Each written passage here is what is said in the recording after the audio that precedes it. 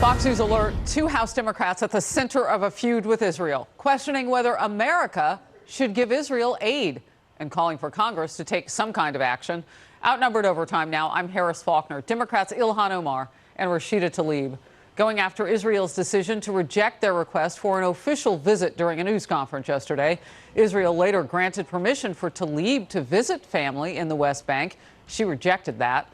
The duo also went after President Trump and Prime Minister Netanyahu and said the U.S. should reconsider its aid to Israel. She gets the number wrong here. It's $3 billion, but here she is.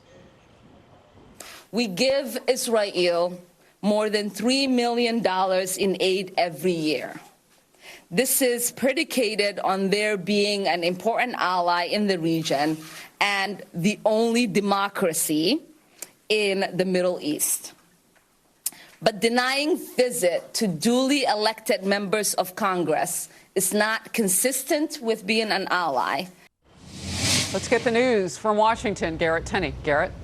Well, Harris, there has been an outpouring of support for these two congresswomen since their trip was canceled. And in a show of solidarity, several other Democratic lawmakers have said they will not visit Israel until Rashida Tlaib and Ilhan Omar are allowed to as well.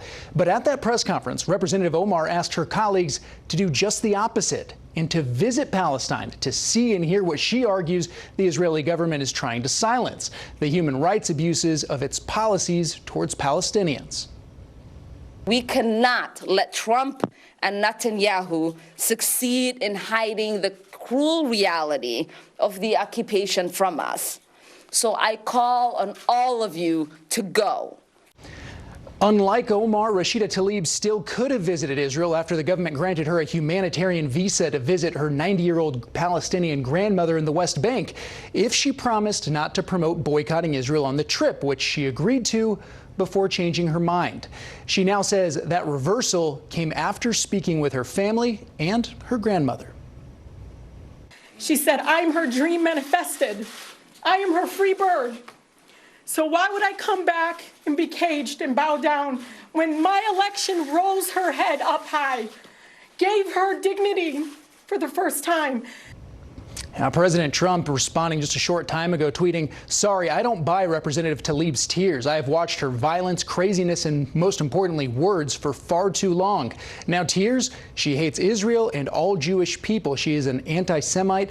She and her three friends are the new face of the Democrat Party. Live with it."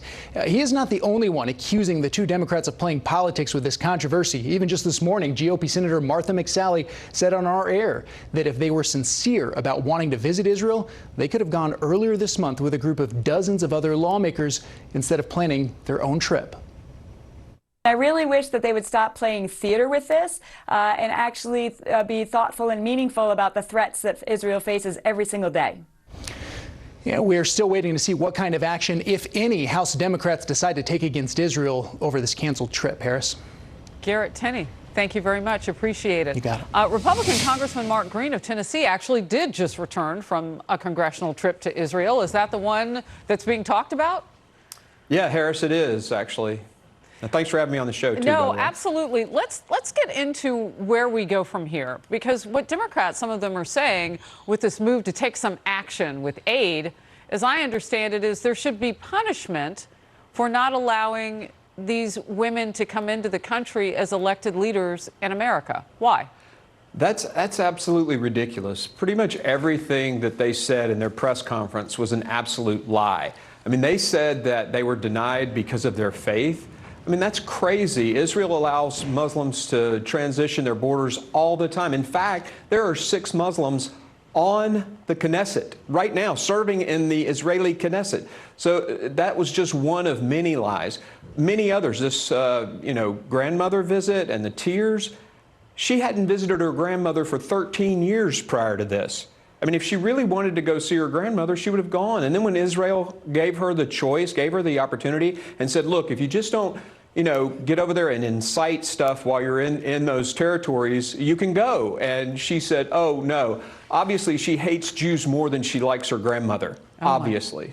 Yes. Oh, my goodness. The nugget that I took away, though, the 6 people of different faith, you said Muslim faith, on the Knesset. That never gets talked about. Never talked about. They can vote. They can serve in government. There are 12 Arabs in the Knesset right now, and 6 of them are Muslims. Okay, I gotcha. Let's move on to Rashida Tlaib dismissing criticism of Mitfa. And I'm hoping, I think I'm pronouncing it correctly. That is the group that was going to sponsor the trip, which has a long record of anti-Semitic rhetoric. Let's watch, and then I'll get your reaction. Okay. We're not the ones who chose the organization. A U.S. foundation, a U.S.-based sponsor organization chose it. But I was told by a number, I think there was 5 members of Congress that actually went on the trip that was sponsored by the same organization. I think these are just distractions into the fact that this had nothing to do really with the agenda or these other issues. And you say what? That's very dishonest, Harris, and I hate to be the person to bring that out, but that is just absolutely dishonest. The organization that sent us to Israel was a bipartisan organization. Steny Hoyer was on it, as was Leader McCarthy. Both leaders went on this. There were Republicans, there were Democrats. We even got to go into Palestine. They met with Mr. Abbas, you know, the president of the Palestinian Authority. We went all through Israel. We went up on the Lebanon border, looked over into Lebanon, saw the Hezbollah flags.